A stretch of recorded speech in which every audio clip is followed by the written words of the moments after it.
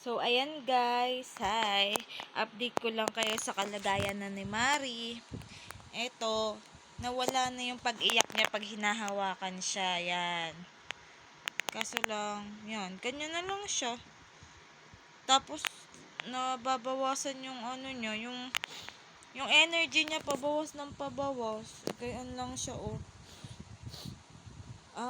Hindi na naman alam mong gagawin kasi wala, lahat kasi ginawa na namin, para sa amin ginawa na namin lahat. Pero hindi naman kami sumusukot, hindi kami nawawalan ng pag-asa. Nagagaling si Mari. Kaso lang po, nakakapanghina yung lalo siyang nanghihina.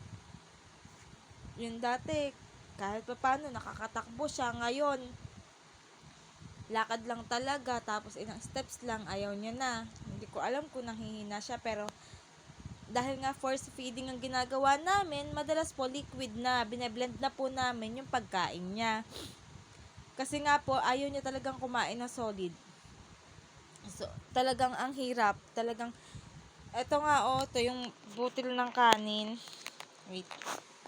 Yan, butil ng kanin yan, kita nyo guys. Butil na yan ng kanin ha. Yan, kahit ultimong yan, iluluwa niya yan, Pasensya na kayo at low quality lang camera. Niluluwa niya talaga as in, lahat, iluluwa niya. Pero kung liquid po yan, kahit papaano, na-force po namin siyang lunukin yun. Tubig, yes, mainom siya, yan. At, hindi ko alam, hindi naman kasi ako doktor, hindi ako eksperto, pero para sa akin, nakakapanghina po siguro talaga kung liquid lang siya ng liquid. At hindi ko na po talaga alam, promise. Sobrang nakakapanghina na nakikita siyang nanghihina. Pero sabi nga ng jowa, sa akin kumukuha ng lakas ng loob si Mari. Yan.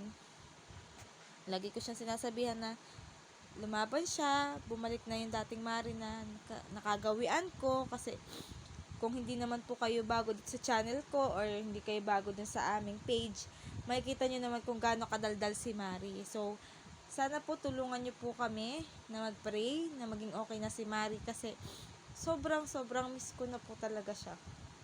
So, yun lang guys. Thank you.